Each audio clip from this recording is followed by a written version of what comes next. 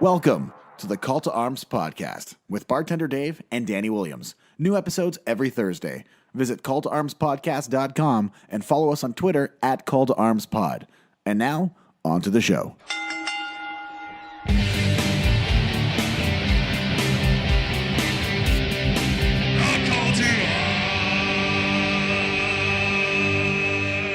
Merry belated Christmas, my brothers and sisters, and welcome to episode 3 of Call to Arms podcast, your Call to Arms, your DIY podcast. And I want to thank each and every one of you for answering the call and allowing us, Danny Williams and myself, Bartender Dave, to invade your earbuds, invade your speakers, invade the deepest, darkest recesses of your minds, and talk a little about a gem of a subculture we like to call wrestling.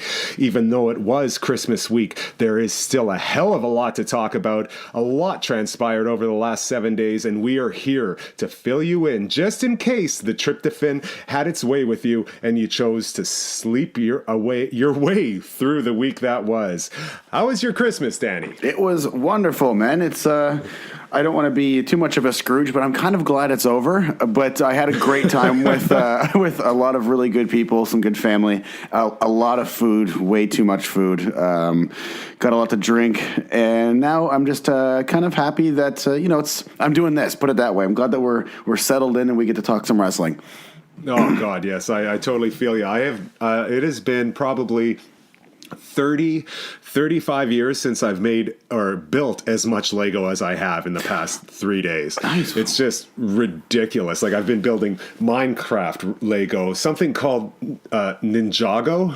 Yeah, Have you ever heard of it? I've heard it around. I've never seen a frame of it, but I've seen the posters and stuff for the movies that have come out. Oh my God, these things are so intricate. Like, I remember back in the day, like, my Lego was just yellow. Yeah. Yellow blocks. You had 4 piecers, 6 piecers, squares, and that's it. And you just had to build something. Now everything has like all these different things, and they've got a set list of how you have to build stuff. It kind of takes away the fun of it, but the creativity. I enjoyed it a lot more. Sorry? Is that kind of like the creativity and like the imagination of it? Because it's kind of like a lot of set pieces. Like you have to like build particular things or something, or yeah, exactly. Like it shows you exactly what you want, and it takes you step by step by step by step, which is fine. It's great. But these were all my youngest, Hollis. He's turning 6 on the 1st, by the way. Oh yeah. And he was just like, "Oh, I want to build this," and then I'd start building it with him, and then he'd run off to the computer to watch his. What's he been watching lately? He's Jake Paul and Logan Paul, these two Vine guys that go back and forth. I don't know. It's just crazy. Santa diss tracks and whatnot. But anyway, yeah, it was a good time. I got to spend some time with my family, and I'm glad that's done. Have some spirited conversation about food. Oh my God! Yes. Yeah, nice. Some people just don't accept me for who I am, but I'm okay with that. That's fair enough. It's like that's what we do. You get to a point in your life where you're just like, you know what? Screw it. This is who I am. This is what I'm going to be like. You never liked me before. You're not going to like me now. So let's have some fun with it. You know what I'm saying? Yeah. So how do they take the implants? The implants. I'm just joking. They look good, man. I play with them all the time. I am woman, hear me roar. No, that's good, man. Yeah, I was lucky enough that I had to do so. I basically circumnavigated the GTA for a couple of days, but I spent time with my family, which is very small because a lot of them are just live in a different country. Right. And and then kind of visited Emily's family and friends. We've got to go to Mississauga, back to Toronto, to Clarkson, back to Toronto, to Whitby, and then back again. It's like, oh God. Oh my God. And we did not have the greatest weather for that either, right? You were close to me, right? You were just on the outskirts of where I am. Right? That's right. I was in Meadowvale on Christmas Eve there, and man, it came down like crazy that night, eh? Yeah. I just I had to shovel up the grader droppings this morning. Like, we got upwards of 20 centimeters of snow out here in Milton, and it was lots of fun. Like, I didn't need to work out. I got that exercise. It's nice for the first time in a while to have snow at Christmas, because the last couple of years have been kind of crap. Yeah, exactly. And this is exactly the same conversation that I was having with my wife Natalie. It's like we could not remember the last time that we had a good snowfall on Christmas. We always had the green Christmas, and everybody's talking about global warming and all that, and then we get like just clobbered with this. Yeah. And I'm not taking anything away from it. This is what I was brought up with. I was brought up in St. Albert, Alberta, with like minus 40 weather and giant snow banks and everything. So when I saw this, I had a great time. Although my boys didn't want to come out and help me. No, but, no, of course not. It's like next year's going to be different, boys. Yes. Jeez, man. That's so funny. Yeah, it was really cool what's it called? Just to have that, like, the kind of sideways blizzard action going on, and like, I don't know, just being in and cozy for after you come out from shoveling some crap, and then, get a couple of, we were drinking a lot of red wine and a little bit of like Alpenbitter liqueur, which we always have because it's my mom and my opa, they're huge krauts, so everything has to be Germany based.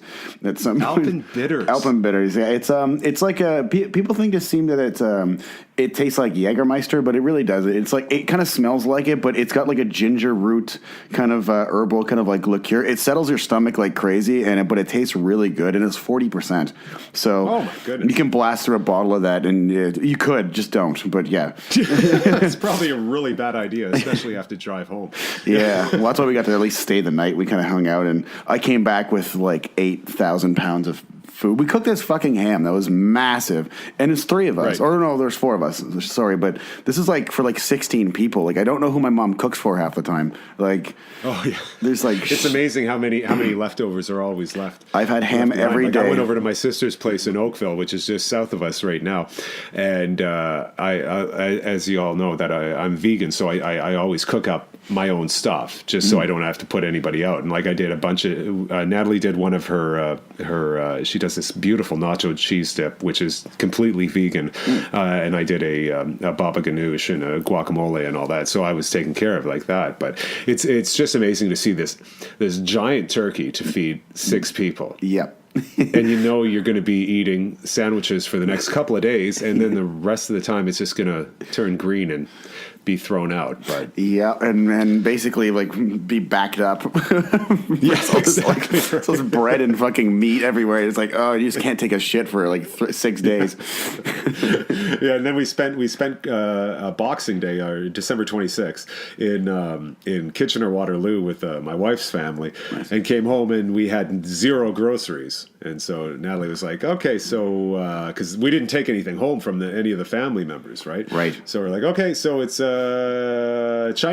Chinese Boxing Day then. So we ordered a bunch of Chinese food. Oh, beautiful. Off that. So yeah. So it was all right. We had a little bit of a lug tread by Bose out of Van Cleek Hill for drinks. A little bit of Great Lakes from Etobicoke. So it was all fun and fine. So we're really happy about that. And now we're just looking forward to New Year's, and because this will be our last show before the new year, right? I believe so. You're absolutely right. Yep, we'll be back on the 4th. Yeah, do you have any plans for the New Year's? I'll probably be at Bryden's, maybe. hey, I'm working it. There you go. Yeah. Anybody in the Toronto area, come see me at Bryden's, 2455 Bloor Street West, for the New Year's celebration, which just means you'll have to look at my lovely face while you drink. And possibly mine too. Maybe the side of it. Or at the bar. Yeah. Yeah. Exactly. Yeah. No, honestly, like every year, like it seems like people are doing less and less on New Year's. Usually like a little like a house party or something like that. But it seems like this year I got a lot of my friends who have just moved. They had another kid. They got a bunch of people who are kind of like enough has been enough, I think, with the Christmas passing. So I think just going to play a little, play it by ear, catch a sketch can kind of style. So I think I'm just going to go to Bryden's and I'm just going to stumble my way home drunk in the morning. Well, I love that. I love it. And if you need a drive home, I think I go straight by your house on my way home, too. Yeah, exactly.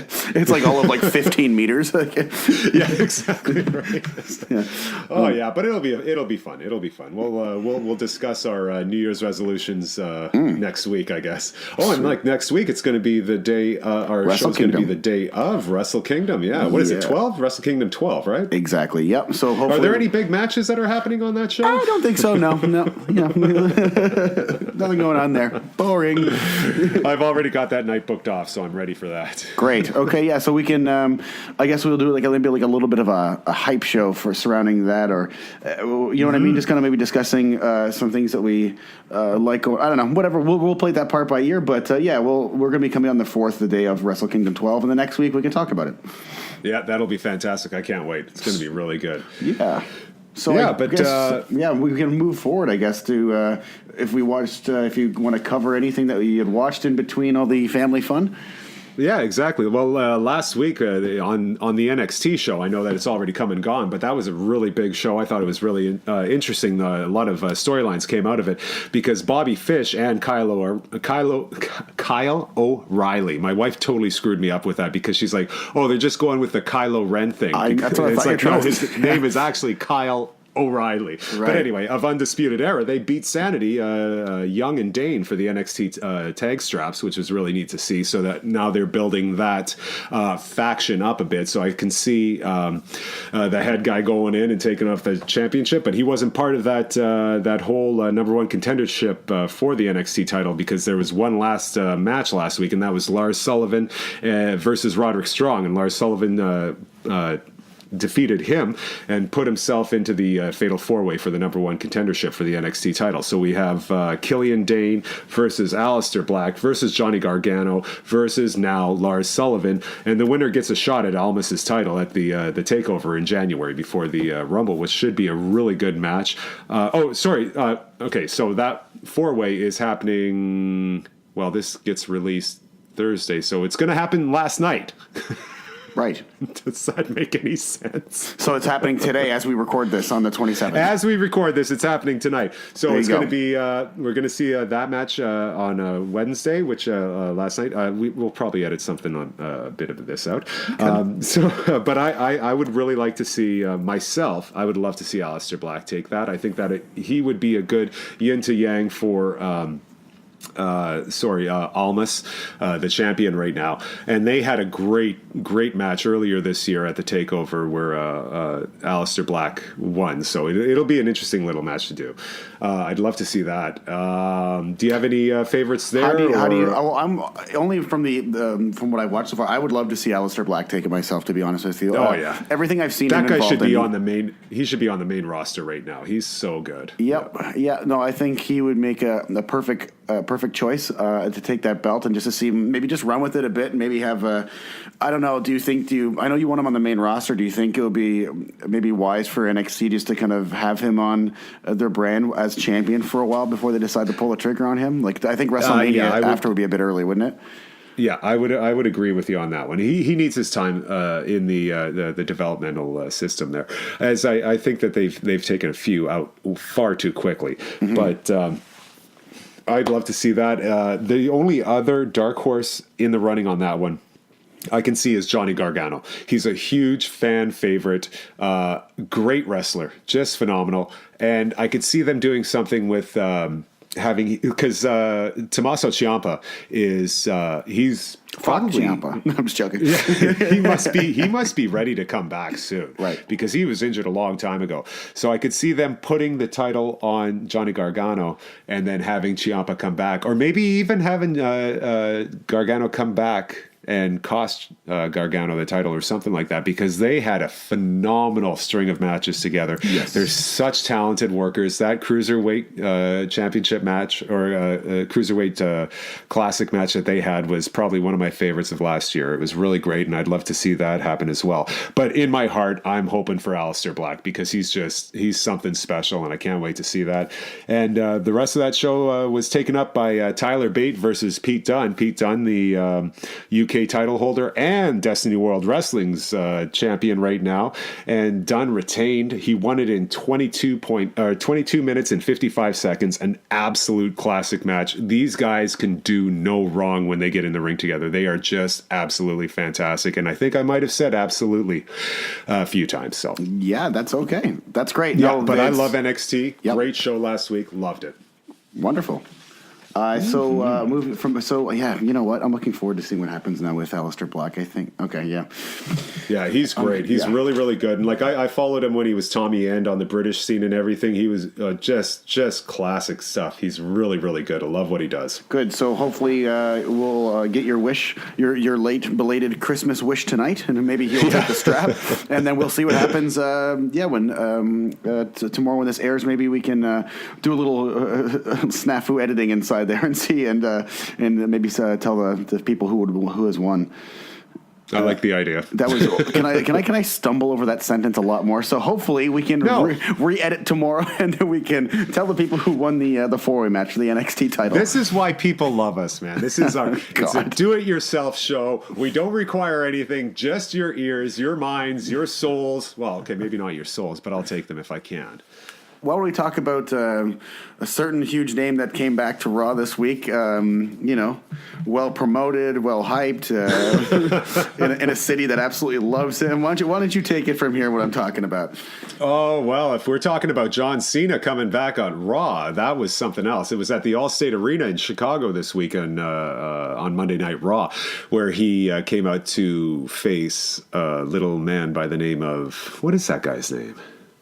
Who Wants to Walk with Elias? Oh my God, Elias Sampson. Don't call me Sampson anymore because I'm just Elias. Loved that guy since he started in NXT. He's got everything that it needs. But the only thing that I had a problem with this is that they did not hype it at all. You're going to bring back one of your main players in the WWE. You're bringing back John Cena, who has been proven to boost attendance levels for SmackDown. When he was on SmackDown, they went crazy with that. They were outselling Raw. They were outdrawing Raw. And then they decide to bring Cena back with zero fanfare. Huge mistake in my mind. And I know that doesn't say much because people who know me, that mind's a little bit smaller. But you've got the Allstate Arena that can hold more than 18,000 fans in a monster city for the WWE. Chicago loves the WWE, but it's been a hard sell for them over the past few years. Now, I think they really should have said something about this one. Like it boggles my mind that they didn't bring back John Cena to, hey, next week, John Cena coming back. It's just like, boom, he's here, and they didn't say a word. It didn't make any sense to me whatsoever. And it's that, like I think what I was saying before, it's that I know what Vince is thinking. It's just like, well, that got to give them reason for them to tune in because anything can happen. So it's going to be a surprise. And that's so backwards. But that's what his justification is, you know? Yeah, and I could see them saying, okay, it's gonna pop ratings in that, but you can't pop ratings if people don't know what's going on. Exactly. At least in my mind. Yeah, they're not even bothered to watch. If people will be like, oh, like Daddy, like John Cena's coming back to me, or they're just assuming that whoever's looking forward to see him is going to be under the age of whatever. But like, we want to watch John Cena return, then they're going to pop a rating. But if they don't say anything, people are just going to, you know what? No one's going to be there anyways. They're probably going to be dressed up in gingerbread costumes. Yeah, I could see that too. It's just it's mind-boggling, like I said, to me that they wouldn't say anything about this because I'm not the biggest John Cena fan, but he always does have solid matches. He does solid promos. He's really fun to watch. And you love to hate him. Like, why wouldn't you let people know that this was going to happen? Yeah, and he's entertaining. I don't care, man. That guy is the epitome of pro wrestling and the WWE. What's it called? Like flagship, like he's like the main guy, and he's always got it turned on whenever he's out there. I never see that guy phoning in, regardless of what anyone has to say for him or about him. I should say he always is out there giving it his all, and there's always something he's going to do that's going to be entertaining, regardless of what people think about Big Match John and kind of like always holding everyone down, the 5 moves of doom. Like the guy goes out there and he does his job. Like a lot of people on that roster need to be really paying more attention to how to do. Yeah. The only other thing that I saw that happened on Raw this week was Hideo Itami's GTS on Brian Kendrick. And that was something else. To do that in Chicago, home of my boy CM Punk, hit a GTS and knock a guy out for now what they're saying is 2 months. Yeah. Wow. Oh my gosh. Poor Brian. Like he has worked his ass off since he came back to the company, doing a really good job. Might not have been clicking with the fans as much as the brass would have liked or he would have liked, but man, does that guy ever know how to go in the ring? Great ring general.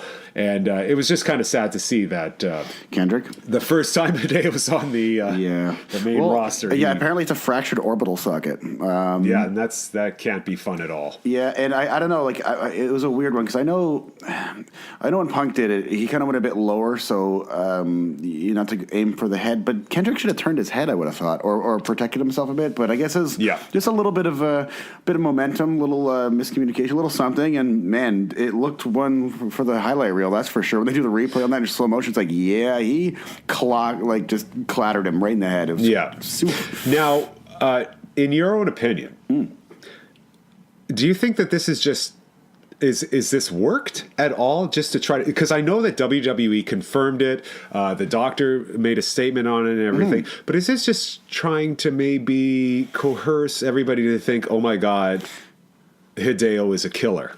Well, do you mean like almost like this, like the thing that they did with like Brock and Randy, where they just straight up just did like shoot elbows, they bust them wide open for real? Yeah, exactly. Like just to try to, okay, you know what? This guy's doing a GTS way better than anybody else ever has, and we all know that CM Punk took this move from Kenta or Hideo Itami. Yeah. So are they trying to build it up a little bit just to say, hey, look, you know that guy? He didn't know how to do it. This is how you do it. That's what I got. I got a little bit of a feeling. Well, maybe they're trying to reclaim it back. It's an interesting way to look at it, and it wouldn't be the first time they get worked by them. Like, who knows? Maybe it was just a rough bump, and maybe he isn't as injured, or maybe it was, hey, go out there and like.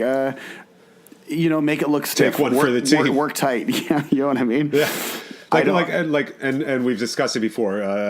Concussions are not anything to screw around with. But as soon as I heard that, I was it was just like the first thing I thought was, wow, this is Chicago.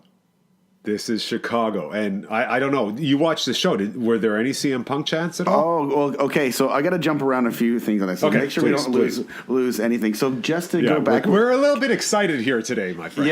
Yeah, no kidding. We've been full of booze and food for the last 3-4 days. We're like, hooray! Okay, I love it. So just to go back to the CM Punk chants happened actually during the Elias segment with John Cena.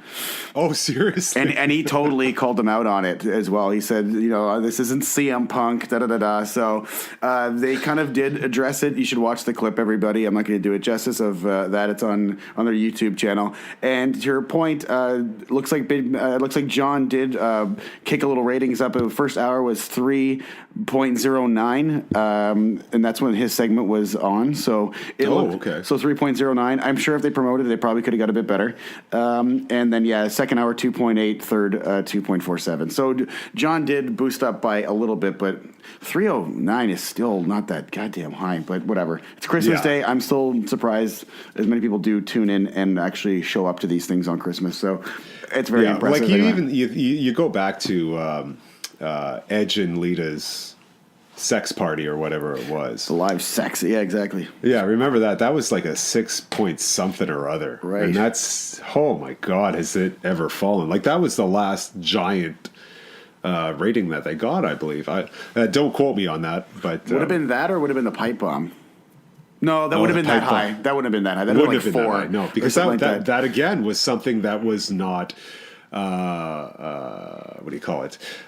They didn't say that it was going to happen. Yeah, it was how do you just one of those things. Bomb? Yeah, exactly, right? Like they talked about the live sex show the week before, and this is what's going to happen, or the live sex celebration or whatever, which was just freaking ridiculous when you think about it nowadays. It's like, fuck you, Matt Hardy. Yeah. Oh my God, dude. Yes. Oh my God. So, what's it called? Yeah. So there was CM Punk chants, and to go back to the GTS things, that's why I wanted to wrap around and bring it full circle. When Hideo did the GTS, it didn't really get much of a pop. Really? Eh? Yeah, it wasn't really much of anything. Like it got like a reaction, but not. What's it called? Not what I would imagine it would have gotten done. Like if you're in Texas and you throw out a stunner, like people would pop for it. But I wonder if it just goes to show of some of those cruiserweight matches that people are just completely fucking tuned out. Well, they totally are. Exactly. And that's another great example of not letting the public know about what was coming up. It's like, okay, so we've been telling you, hey, Hideo Itami is coming up on 205 Live next week. But you know what? He's going to be out here on Monday Night Raw. And why would you not make a package of kind of like, the mass, like do a bunch of like clips of him doing that GTS? Yeah. And like promoting and saying, he's the originator and like he's the one, blah, blah, blah, blah. And like how dangerous and how much of a dangerous move is like next week, Chicago, the master of the GTS is coming to you. Like, you know what I mean? Exactly. Like promote him to be like, God, right the there. Heat he you could have got. been like monster heel. Monster heel, right there. Boom. Anything, yeah. Because you know that the crowd reaction really does pull the character in the right ways. Like you look back at, what is it, Hogan versus Rock here at the Sky Dome. Or am I allowed to call it Sky Dome? Oh, you better call it Sky Dome. Yeah, I know. Like the crowd took it the way that it should have been taken. And like you go to anywhere else, like the pipe bomb segment, the wherever you go, the crowd will take you and tell the company, even though they don't want to listen all the time. But like you could have made him a monster heel. Like he's so like I said last week, I thought Hideo should have been on the main roster because he's a fantastic heel. And to put him out, what was it? It was last week with Finn Balor to try to give him the rub. And it was just like, no, you want to make him a monster heel. But I just think that as soon as they separated a main roster and a cruiserweight roster, it was just like, oh man, you're limiting so many people. It's not even saying that there is this unseen glass ceiling. Now there really is a ceiling for everybody. There's a ceiling for 205, which is your weight class. Yes. Or whatever you want to say. And then there's this ceiling over here. And it's just go with who is talented. I want to see talented wrestling. I want to see great storytelling. I want to see it all. I don't care how small you are, how short you are, how tall you are, how gargantuan you are. Just show me a great match. If you have talent, you should be in the forefront. And it just drives me mad because I know that Hideo has this talent that is needed for the main roster. But they just... Good choice of words. Yeah. Oh my God. They just see this. Oh, well, he's whatever. He's like 5'10" or 11 and 200 and whatever pounds. Stop Tajiri. Like, no. Yeah, exactly. Look at Tajiri. Oh my God. Tajiri and Regal, when they were paired together, were like classic television. I loved that shit. That was so good. Yeah, absolutely. Yeah. And again, the simple idea of them just promoting that, the fact that he is like the master of the GTS and like kind of get like the originator and get like just people in general. The fact that it was in Chicago was just a slam dunk. Exactly. But the fact that people are still clamoring over CM Punk being, not there, it still comes up here and there. Like, make him a heel to saying that I'm the one who originated that goddamn move and I do it better than, I do it the best. I don't have to even say I do it better than CM Punk. Just say I do it the best. I'm the best in the world at GTS. But like, oh my God, like, if he had done that would have been that, like you said, slam dunk. Like yes, I'm a giant CM Punk mark, but I know that it'll never happen. No, he is never coming back. So why not use his legacy to build somebody else? Yeah. Because I'm sorry, any wrestler that truly believes in the industry, or at least in my mind, truly believes in the industry and what it means to people, would love to have their legacy used to make the industry that much better. And like to have Hideo Itami come out and cut a promo like that or do something like that. It's a given. It's an absolute given to me. And I don't understand why they wouldn't do something like that. I don't understand it either, to be honest with you. But you know what? Okay. Yeah, it's a lost opportunity. It's easy to do. It's easy to do like kind of 2020 hindsight, but I wouldn't even like, I don't think it's even that. Like, it just like, if I had him, I'd like, okay, how do we bring this guy in? He's known for doing the GTS. We need to build him up to get him over with the main crowd. Why not? Yeah, dovetail off CM Punk, but again, present it in a way where it's, this is what I do, and I'm the originator of this move, whatever like that. You don't have to bring in CM Punk, Chance, whatever like that. Just make him be a dick saying, I'm the originator of this move. We all know that the last guy who tried to use it, whatever like that, couldn't cut them up. Just do some sort of little knock. Yeah. Get the people to basically buy you in as a little bit of a dick, a little bit of a pompous kind of just heel, and go in there and then complete buzzsaw through everybody. And then they can't You're not a chicken shit heel. You're just a killer. You know what I mean? Yeah, exactly. And he could totally take that too. He's got the kicks, he's got the moves, he's got the strong style, if you will, and it's a given. I would love to see that. He's so good, and I've had arguments. Before. No problem. I've had arguments before with the other people that I've worked with about Hideo Itami, about them. Oh, he's bland. He's blah, blah, blah, blah. And it's like, no, he has it. He has it. It's just that they're not using it to its full potential. Maybe he doesn't understand who he is yet, but he's got it. Oh, God, I love him. He's great. Yeah. It would be interesting to see someone like that who's like a really short, like little... like just a cocky ass heel who knows that he's tough. Like if let's say like Roman Reigns came in and then he like tries to like, this is completely hypothetical obviously, but if they're sitting toe to toe or something like that, and a guy like Hideo just kind of like pushes his head like up to his, and it's like just starts pushing him forward like in his chest. You know what I mean? Like just no back down. He's like, come on, fucking fight me. Let's go right now. And he might get his ass kicked or something. But the kind of like just that like rabid kind of bulldog kind of like kind of character could be interesting for him because he's got that one move that's so devastating. I put out Brian Kendrick in the first time. You know what I mean? Like he's now gone for 2 months. And the next person, then maybe you kayfabe a bunch of it, where everyone who gets that move is out. Like they're gone for 2 months. He's just breaking orbital sockets everywhere. Yeah, and that's exactly what I was thinking about. Like it's just like, okay, like is this I don't want to take anything away. If he was truly injured, if Brian Kendrick truly is injured, then all the best to him. Yeah, for sure. But like, why not go off of that? Yeah. You know, why not build off of that? Exactly what you're saying. He will destroy you if he gets you this in this move. Beautiful. Yeah, perfect. Exactly. Love it. Yeah, you bring the move back, the importance to it. And you know what? We'll see what happens. But so far, I guess. What's it called? The way that they're kind of positioning him, they're doing what they're doing. It's a slow kind of. I don't know, just kind of like there's no real storyline going on. It's kind of like just throw in a match with someone who's about the same size and see if he gets over. Yeah, exactly. Which is not really helping anybody. So no, it's not. Definitely not. Yeah. By the way, to go back to those ratings from the Edge and Lita live sex segment. Yes, it was a 5.2 rating, which is the highest that they've had in years. And I know the all-time greatest one, the highest one is The Rock. This Is Your Life segment. Oh, right. What was that? Do you have the number? Do you want to take a guess of how much that did? I'm going to say 6.3. 8.4. Holy Christ. It's the most watched wrestling segment of all time. Oh my God, yeah, and that's the one that Vince went crazy about, saying they're going too long. They're going too long. Exactly, but it popped. And you watch it back, like I've watched it back many times. It's all right. I know it's exactly what it was when it was like I remember watching all this stuff live. Like it was just Mick was such a dork. And he's just trying to constantly win The Rock over to be his friend because it was just like, the popular, like, captain of the football team kind of thing, or the star quarterback, and then you got the water boy trying to be his best buddy. You know what I mean? What? I just loved it. Rock always doing the backhands to yeah. Just get away from me all the time. Yeah, always the fake backhand.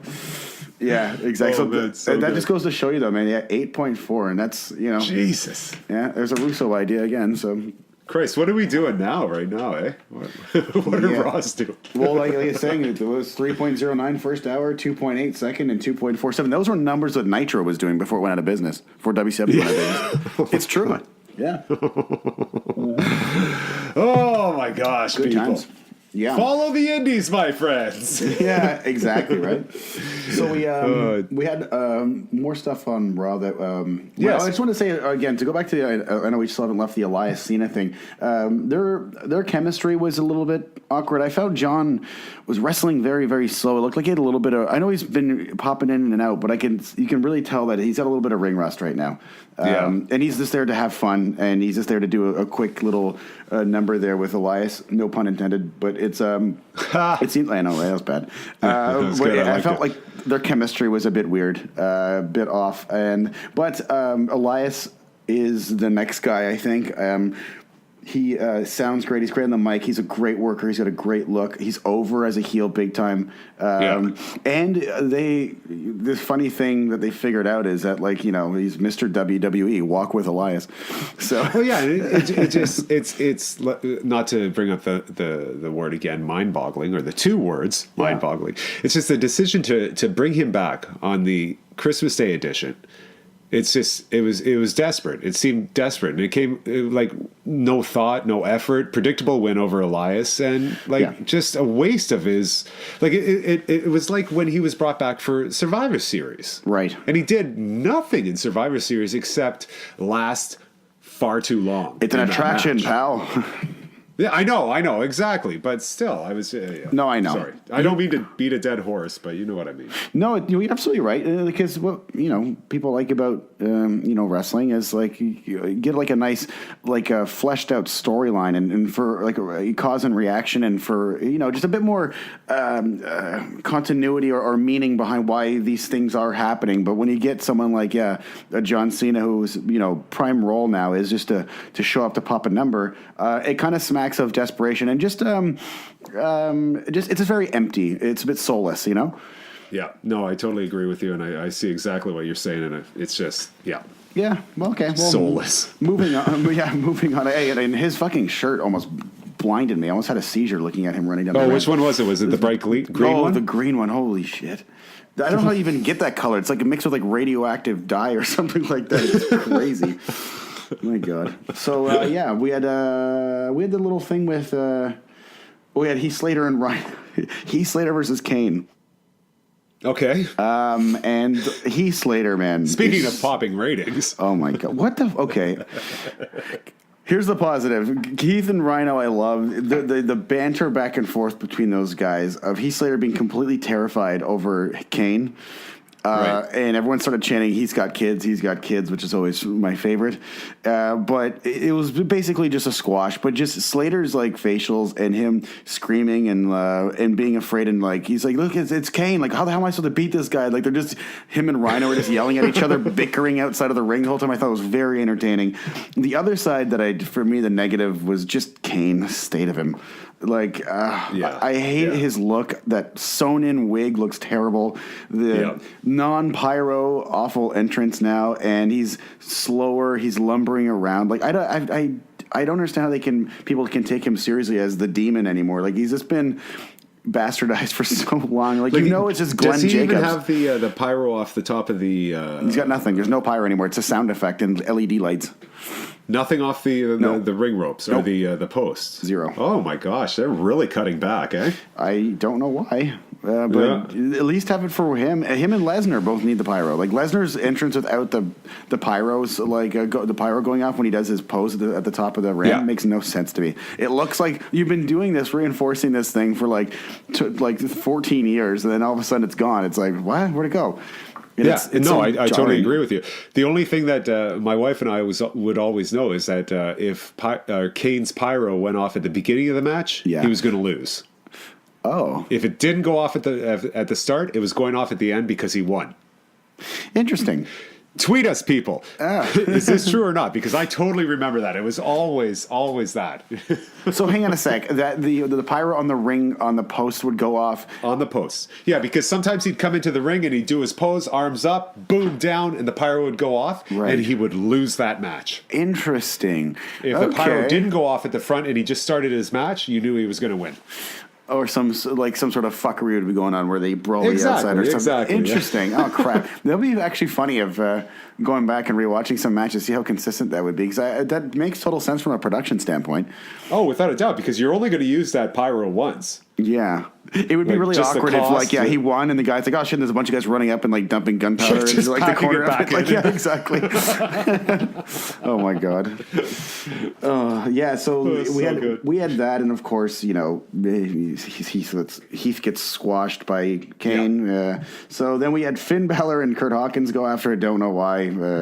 Hawkins? Yeah. This guy still has a job. Yeah, apparently. In his orange Bret Hart rip-off tights, yeah. Finn, I don't know. I don't know what he's doing. Just Like, I love that guy. He should totally be up there. And like you said last week, still waiting for his rematch. His rematch for the title. Yeah. Because that guy's money. He's got the goods. I'd love to see him go a lot higher, but I have a feeling that somebody's saying, you're too small, you're too small, too sexy, and too small.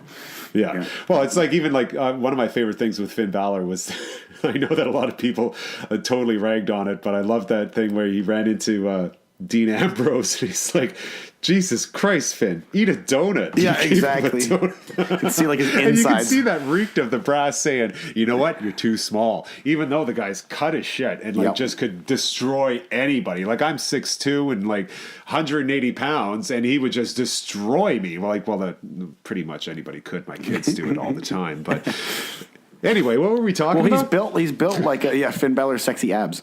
That's right. Yeah, they're great. It seems like he's just he's a little bit kind of floundering about right now, unfortunately. So I don't know. We'll see what happens with Finn. But we did get a wonderful finally we got a live Matt Hardy, put it that way. Lovely. Like actually in the arena. Yeah, it wasn't much of anything. It was, if anything that it was worth was he's over as hell, and to see it live play out, it's nice to see. But there's this little portion. So I'll just let you know. So Bray Wyatt's coming out, and he's about to have a match kind of thing, and the lights are off, and then all the fireflies are out, and then the lights turn on, and Matt's right in the ring kind of thing, and he basically just kicks the living crap out of him, beats him down, and then Bray rolls out of the ring, kind of flustered, like, oh, you motherfucker, you got like the upper hand on me, and then he's just kind of walking backwards, and Matt's like just going to delete. Everyone's like going nuts, and then he just grabs the mic, and Wyatt's on like the top of the stage, and Matt just does the longest, most stupidest long fucking like going on, and it's going like, oh my god, this is so ridiculous, but it's so over. And Bray, there's this one little gif that someone separated with. It just shows Bray at the top of the ramp. He's looking at him like, what the fuck kind of crack are you smoking? And then he does a split second, looks to the right of his eye, says he's to look at him like, are you guys seeing this shit? And then looks back at him again. It's the quickest little thing. It is like top wrestling fucking gif right now for me. It's amazing. It's just Bray Wyatt's face trying to comprehend what the fuck has happened to Matt Hardy. Yeah, I don't understand this because like we've been talking for quite a while now, and this seems to be our biggest mark-out thing. Yes, it is going right now. And I was never a huge Hardy Boys fan. Like I loved all of the like the Hardys and Edge and Christian and all that stuff. Sure. But this is just something above and beyond. It's just so much fun to watch. It's so much fun, and that's all. Like not everything has to be, like a crazy, like solid, like hot, like dark, like intense angle with crazy like matches. Like if I'm just entertained and having fun with something in wrestling, that's what gets me the most excited. Like just looking forward to something really light and bizarre and stupid, but entertaining and new. Like I look forward to seeing Matt Hardy all the time. I don't know what it is about that character, but it leaves me sports entertained. Oh, that's fantastic! I love it. Yeah, he's one of a kind, that kid. We had a Miracle on 34th Street fight, which I love the name. Enzo was in it, and I just love the fact that Corey Graves hates him so much. Corey's fantastic. He was my pick for best NXT call-up of all time. You know what? Corey is he is like one of my favorite things to look forward to these days when it comes to like just the production that WWE provides. Like in terms like the storytelling, like as a commentator he's great, but as a personality and as how he pushes the product and the characters in a way that they haven't had done in I can't tell you how long. Like the commentating has been so brutal for so many years now that Corey just gets it. Like he's like Bobby Heenan and like the King. Like he's a bunch of people mixed into one. Like that guy listens to all the advice that he's ever been told and applies it, and he is original at the same time. Like you don't see a lot of guys like him that actually get it. Yeah, no, it's true. And he was one that I would have, like, I followed him when he was in NXT because he was had quite a big role in there. And when he got injured, it was heartbreaking because he had it going on. I would have loved to have seen where he could have taken it, but unfortunately, the concussions took him away from the industry a bit too quickly. For sure, and at the same time, as bad as it sounds, I'm glad that he is in the position that he is in, because there's a ton of really great wrestlers out there. There's not a lot of really good commentators and someone to do that kind of color, and we're lucky enough that he's went and moved on to that and applied as much as he loves the industry to going full steam ahead on being just a fantastic commentator. He's probably the best out there right now. Yeah, it's a great example of one door closing and one opening, because he's really taken it and just ran with it. And I remember when he first started on commentary, we were all like, "Oh, he's terrible. Oh, he's terrible." But wow, he is like easily my favorite right now, easily. Good. Yeah, I was going to say the same, because I know people like to mark out over like Mauro Ranallo a lot, and they just love listening to the nonsense that is Booker T. Well, okay, Booker T's great. There was one. What was that one line in Raw? I did see a clip on Raw where he's like, what? Oh, he said something like, right southpaw, right, laying in with those right southpaws, and Corey was like, a southpaw is a left-handed punch, Booker. What's wrong with you? Shucky ducky quack quack sucker. And that's another one. Okay, so going off a bit, and that's why you listen to Call to Arms. Yes. The Mauro Ranallo thing, I have never understood. Me either. Like, he's good at what he does. I'll give him that. But his constant use of millennial garbage, rap quotes, that's fine. Like, I'm fine with that. But it's almost to a point where he's trying too hard. Like, going back to my thoughts on Dolph Ziggler last week, trying too hard to get over with the fans. Like, it's just like he's not being original. My favorite, other than Corey Graves right now, Nigel McGuinness. Yes. He is phenomenal. A great wrestler, again, that was taken away from the industry too soon, that has opened up the door to commentating, and he's really doing it. Like, he is such a fantastic heel commentator on NXT, especially with Percy Watson, another one that gets a real bad rap, who is building himself up, making himself sound better. And the two of them together, phenomenal. I love Nigel McGuinness. He's great. But the Mauro Ranallo, I respect him for what he does. He's really good at what he does. I just never really became a fan of his. He sounds like very forced in terms, again, like his references that he makes, and a lot of his stuff doesn't age well, because especially it's in and of the time. But perhaps there's an age group younger than us that do get a kick out of that. Unfortunately, maybe I'm sure there is. Yeah, older school, kind of like what we enjoy from a commentator. And Nigel just makes it sound like we're watching like a legitimate boxing match or something like that. Exactly, that's right. Yeah. And that's why I couldn't understand it, because Mauro comes from the MMA world, he comes from the boxing world and that, but like, he really, really, really plays up the sports entertainment part of it. And it was just, it's hard for me to listen to sometimes. I don't mean any offense whatsoever, but it is hard for me to listen to. It wears a bit thin. It kind of wears out its welcome pretty fast with me too. Yeah. Like, I'll listen to shows that I did beforehand, and I'll hear things that I said that was just like, oh, that's not timely, or that's to a part in time. And you want to try, when you're being a commentator, and when you want to, like, when you have something like the WWE Network, which is cataloging and all of the different matches in that, and all of the different commentators in that, and you listen to an old match, you want to sound timeless. Yep. You don't want to sound like you're caught in a bubble. And that's what I just always feel like I'm listening to Mauro going, oh, in 10 years you're going to hate that you said that. Yeah, history will not be kind to it. Yeah, you don't want to hear Howard Cosell going, "Down goes Frazier," like Pamela Anderson on Tommy Lee. It's like, it's like, and even that's, I know those timelines don't match up, but like, it's not going to age well. It's like, it's so cheap and ugh. Oh, fantastic. Yeah, anyway. Corey was, again, like one of the best parts about listening to Raw this week. He was just, that was being Corey. I don't know if I mentioned before about the pay-per-view from Clash of Champions, but he was one of the MVPs on that pay-per-view as well. His commentating was absolutely gold last week. Yeah, he's fantastic. Love him. So we had Roman and Joe for the IC belt. Oh, how did that go? Well, it ended in DQ, and basically, it looks like they're turning Roman heel. I've been feeling that for the past couple of weeks. It has been looking like it. Like, I've been hoping for it, but yeah, like they beat the living shit out of Joe with stairs and like a chair and shit for like a long time, and like the refs are pulling him back, and he was a total heel. Oh, that's right. Yeah. I actually watched this live, because I remember tweeting, "Why is Joe acting like such a douche?"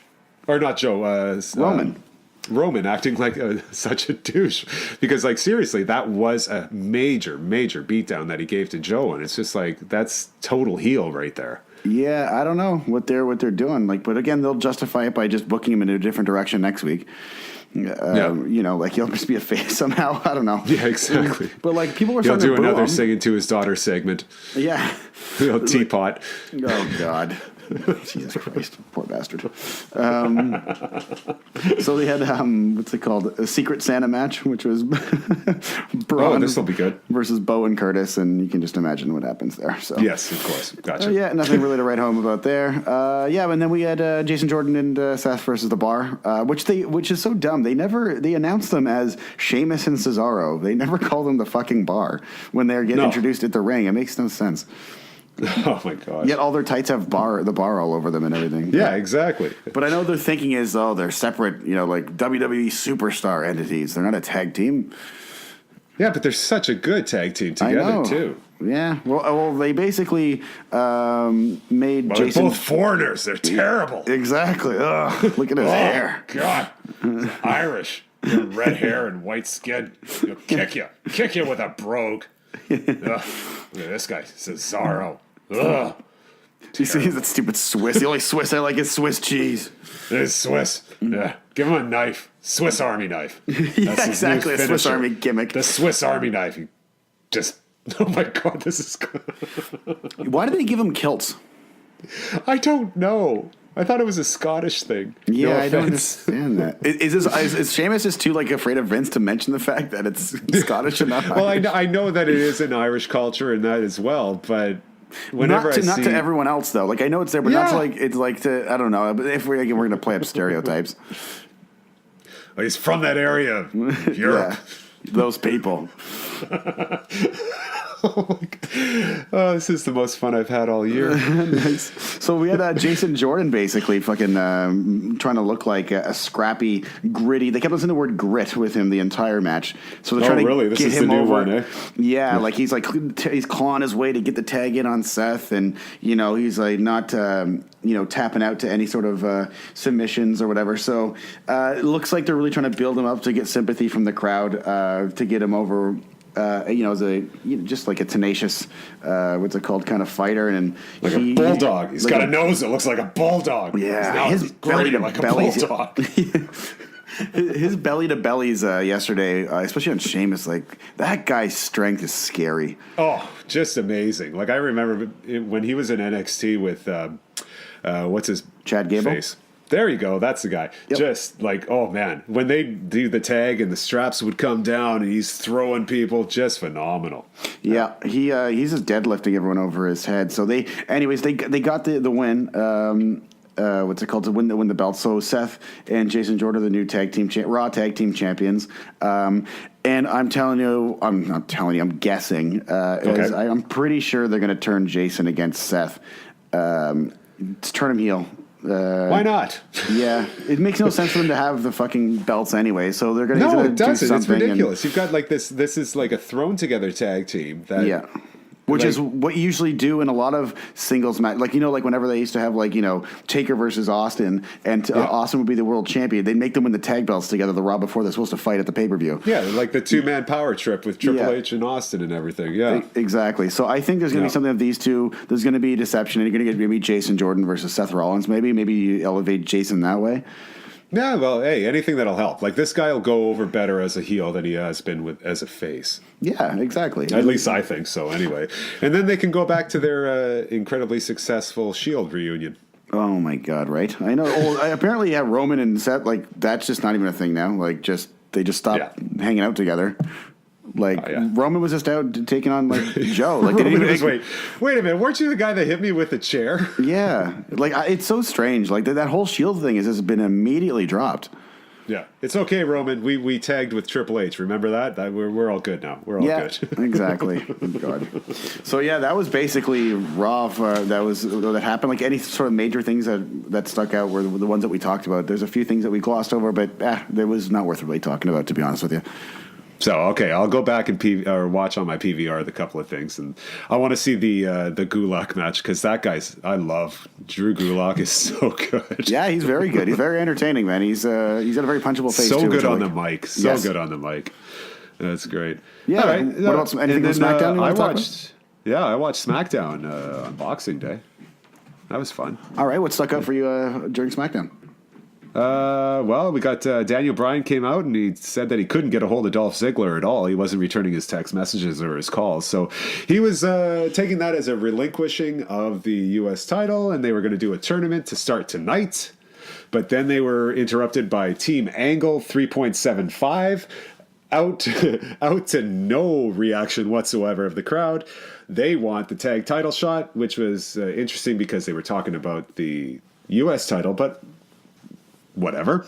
I did see a little bit. Okay, yeah. I wasn't going crazy then because I had seen the clip. Okay, go on. Yeah. And then out came Rusev and give me his name. Aiden English. Aiden English. Sorry. Yeah. Which are two of my favorites right now. Rusev Well, it was Rusev Day, right? It's Rusev Day every day, baby. Yeah. Well, today is Rusev. Is tomorrow I still just Rusev love how Day? the Rusev Day chant sounds so much like USA. Yeah. Well. Yeah. That's. I wouldn't be surprised. Yeah. Yeah, and then the New Day came out to with pancakes and all, and Daniel Bryan was trying to channel his inner holla holla holla, so he made a he made a triple threat for the number one contendership, and but no Undertaker, no Undertaker, and we had American Alpha 7.25 win with Doomsday thingy. That's how I wrote it down. It was really good. It was a classic. I used classic, didn't I? Edit that one out. It was a good match. Lots of fun. Usos were on commentary, and those are two that I love hearing on commentary because they're really, really good on the mic, always improving themselves. And I thought they were the standout of the whole show or of the whole match itself, and they weren't even in the match. But it was great. Then we went on to more tension between Bryan and Shane, and it looks like Shane's moving over to the heel side of things, which is always neat to see. I'd love to see a heel Shane because Bryan was accusing him of becoming too much like his old man, and that's kind of neat. He makes a great Can you heel. see Shane? Sorry? He makes an amazing heel. Heel Shane is best Shane for me, but he's been there for a bit now, and the novelty of having Shane back is kind of like he's still like over as a face or whatever, but now you can turn him because people have seen him week in, week out now for a while, and you can turn him heel. People aren't going to have the thank God you're back babyface wash over on him still. Yeah, exactly. So, and I'm sorry, it's next to impossible to turn Daniel Bryan heel. Right. That guy's you can't. People didn't believe it when they tried to do it with the Wyatts before. They just not going to buy it. Yeah, exactly. Because everybody was just waiting for him to turn on the Wyatts. That's exactly how. Yeah, but exactly. Yeah, so I could see that. That'll be good. I don't know if it's going to go towards a match. We're going to have to wait and see how medicals come out and that kind of stuff. But I'd love to see that. Then we went to Fashion Files. The Ascension had got a rematch for Breezango against the Bludgeon Brothers, which everybody wanted to see. And the match happened, and the Ascension came out to save the Fashion Police. And I loved this. I love the campiness, the whole ridiculousness of it. I thought it was great. Why not? Why not use the Ascension and the Bludgeon Brothers together? Because they're pretty much basically the same team. Right. Yeah. Absolutely. They're both probably the Bludgeon Brothers probably end up where the hell the Ascension did. Yeah, exactly. Yeah, and I went over this last week, and Luke Harper, one of my number one picks for misused talent. But I digress, or digest, depending on who you talk to. And then we had Naomi versus Ruby Riott. Riott won in a quick match. Charlotte came out, and the Riott Squad beat her down. And then the rest of the women's locker room came down, and Riott Squad ran away, but then got beaten down. So. Revolution. Yeah, exactly. But the Naomi experiment seems to have been put to the side, and Ruby Riott is their new go-to killer, and she's great. I love her. She's fantastic. Got the look, got the moveset. I even love her little. It's not an eat the feet, right? It's a she falls down with a kick to the face, it looks pretty brutal. I like that. Yeah. No, I enjoy her as well. Yeah. And then we got Rude versus Corbin for the U.S. title tournament? How long can I do this for? For the U.S. title tournament. The first one, it's a decent match. Rude got the win with a roll-up jackknife pin on Corbin. Corbin just took the pin and walked away. That was it. And then we got Jinder versus Dillinger for that. And Jinder got the win and moves on. And, I thought that Dillinger should have gotten that one. Yeah, well, we all know where that's going to be going to. Exactly. You wrote it. Yeah, you told me. You said it earlier when you said, it's perfect for Jinder to have the U.S. title belt, which probably, when you go back, they should have done a slow burn on him going up to the heavyweight title, because if they put the U.S. title on him, it would have been money with him just shouting, "Oh, I am your U.S. champion." Why am I sounding like Rusev? I don't know. It's Rusev Day. That's why. It's a bit more racist to do an Indian accent, but okay. And then we went on to AJ versus Kevin Owens. Great match. These guys have got great chemistry. Shane came out and tried to throw Sami Zayn out because Sami Zayn was interfering in the match, and KO won with a roll-up again. So that's a couple of roll-up wins. And Sammy was great during this whole fucking match. Oh, he's so good. So good. His face when he passed Shane on the ramp after Owens got the roll up was priceless. Yeah, he goes by him and then Owens wins and he comes back. He's like, oh, I didn't do anything. Yeah, it was wonderful. I enjoyed that. Yeah, and they teased like even AJ versus Shane dissension there as well, because AJ walking by him and just kind of giving him a bad look. So yeah. It was an all right show overall. Nothing really to write home about. And then we got Randy Orton and his new hair and Shinsuke saying that they're entering the Rumble as well. Oh, I didn't even see that. Yeah, so they had a little backstage segment. Or was it some? It was like mid-show, something like that. They just had a backstage segment with Renee, and Randy was there, and he's doing the John Cena growing his hair out shit. And, John Cena's bald spot is really coming through now, I've noticed. Yeah, isn't it ever, right? Yeah, he's got a little vulture's egg coming through there. But anyways, Randy's in, and Shinsuke awkwardly from the side said that it's time to rumble, kind of, and then did a weird thing with his hands, and then slowly panned right. And then that's the segment that they gave those two. So I'm glad, Randy and Shinsuke and everyone got had to go to fucking Chicago wherever they shot SmackDown. That was Raw. That was Chicago as well, yeah. Oh, it was Chicago as well. Okay, over the holidays, just to have 25 seconds of airtime. Why not? They probably recorded that last week. Yeah, you might be right. Yeah, it's got to be live. Damn it! Oh God, get him in here. Yeah. So, anyways, that was the last bit. I guess it's an actual confirmed thing. So, I would assume that they would have both been in there anyways. And I think, what do you think that Nakamura's chances are in the Rumble? In the Rumble? Yeah. You know what? Okay. It depends on AJ Styles. If AJ Styles can keep the belt right to Mania, I can see Nakamura winning that and then doing a build towards that match, because that match, I believe, is WrestleMania quality. It could be really, really well received. It's like, we've seen that before in New Japan. That match was just phenomenal, for lack of a better word. No pun intended, or pun totally intended. Sure. I could see him winning that for sure. I can't see Randy winning it again. He's already got it, 2-3 times now? Two times? And I think Randy's gone after Rumble, and I'm not sure if it's exactly just a rumor, but I'm pretty sure that he is supposed to be gone takeoff time. Yeah, I'm pretty sure that has been verified, that he is taking some time off. He's got a couple of movies set up or something like that, so... Yeah. Yeah, maybe next week's show we'll have to maybe do our little selects of who we think should be in the Rumble this year. Ooh, okay. Yeah, let's do that. Okay, next week we'll do our Rumble predictions. And how about this? Yeah. Not speaking about this beforehand. How about next week we do an announcement of our first blind tag? Sure, that's a great idea. Yeah. You want to do that? And then we'll do a blind tag the following week or something as well? Yep. Like not next week, but the week after? Yep. And if any of you listening, our lovely listeners, have any ideas, send them in. I want to hear some different ones, because I know ones that I'd like.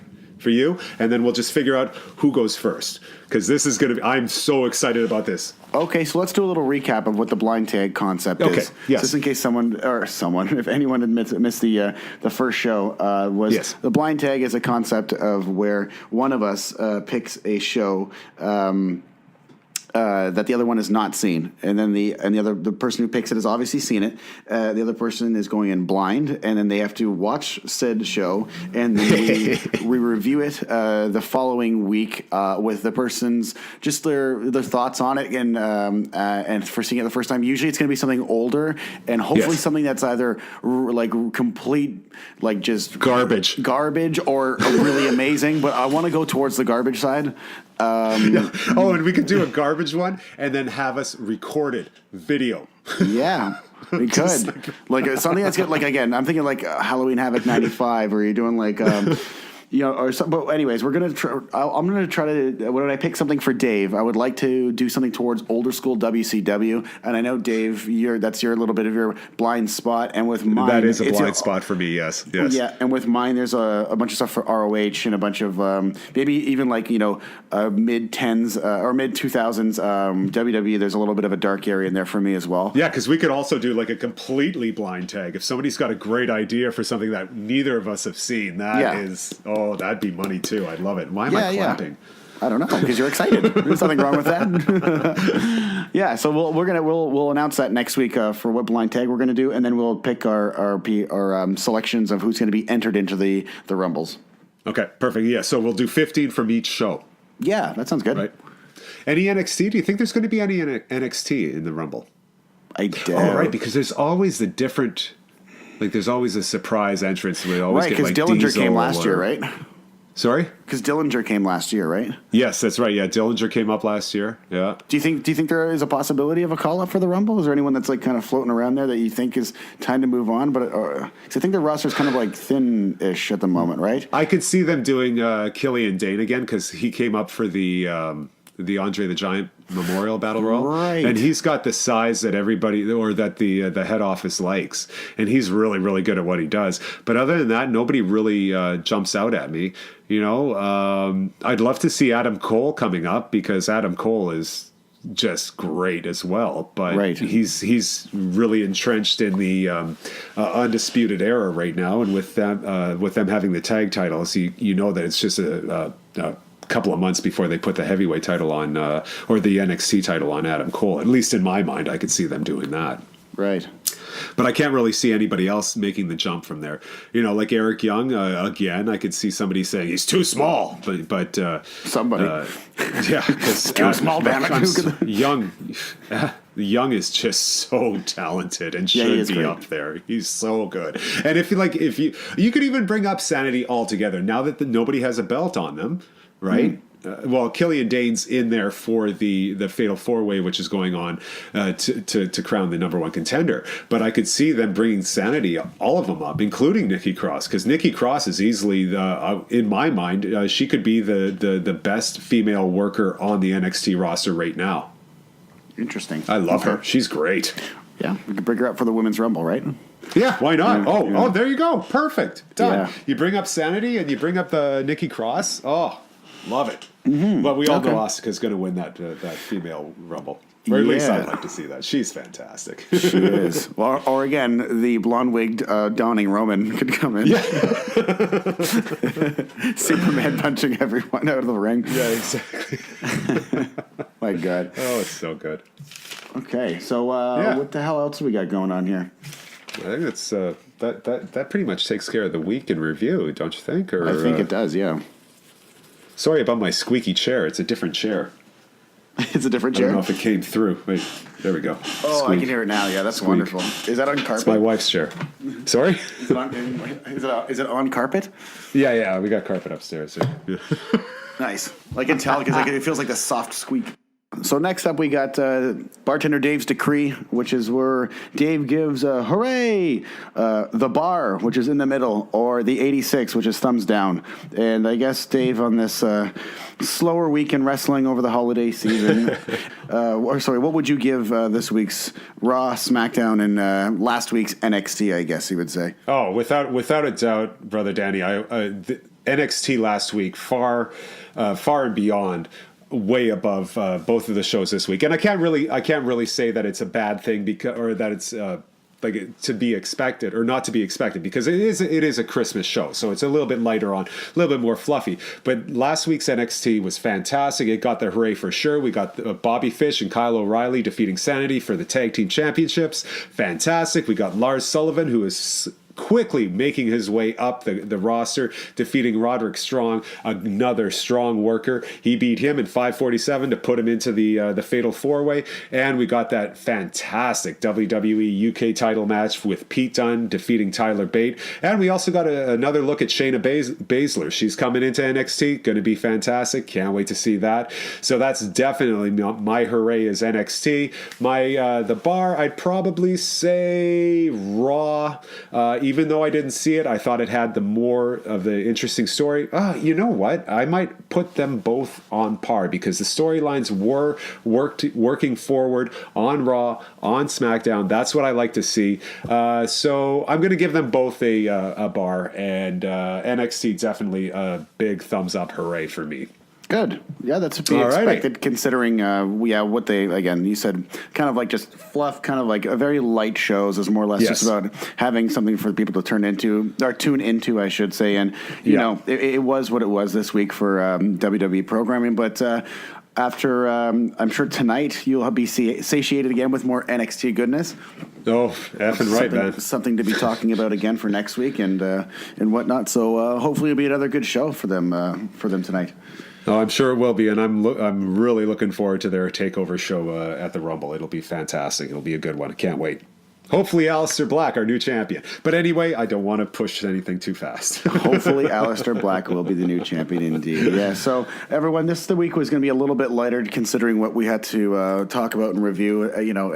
Things have been very busy for everybody, and again, the wrestling world is a little bit on a stand. So I was trying to look at some what's going on in New Japan right now, and Jericho seems to have been a little dormant, and same with Omega. So it seems like they're kind of building towards that for next week. I'm sure everyone's kind of in vacation mode a little bit right now. So we figured at least to get a little something out for this week for everybody, be as consistent as we can. But next week we'll have a much bigger show with a lot more to talk about, considering what's just around the corner in the wrestling world. Amen to that. But everybody out there, please be safe, my lovelies. Love you all. Keep happy. Keep smiling. Make somebody's day tonight. I thank you so much for listening. If you want to follow me, you can follow me at Bartender Dave 74. You can come see me at Bryden's 2455 Bloor Street West. If you're in the Toronto area, you can follow us there at Bryden's on Bloor. Yes, and I'm at Danny Will Draw, and also you can find us at Call to Arms Pod on Twitter. So, we look for... Oh, and the YouTube page is always getting updated, so make sure to go to Call to Arms Podcast on YouTube, and all the podcasts are there in video format. Just for whatever reason that you would like to find us there, it's there. So, I think we're going to wrap it up for this week, and we'll be back again next week on the 4th to talk about all things wrestling again. Sounds great, Daddy. If you're bored tonight, come see me at the bar. Oh, you know I will. All right, guys, have a good week. We'll talk to you soon. Hey, if you're in the Toronto area, you can always come see me at Bryden's. We're at 2455 Bloor Street West, right at the corner of Jane and Bloor, right across the street from the Jane subway station. You can follow us there at Bryden's on Bloor, and follow me at Bartender Dave 74. Visit calltoarmspodcast.com and follow us on Twitter at calltoarmspod.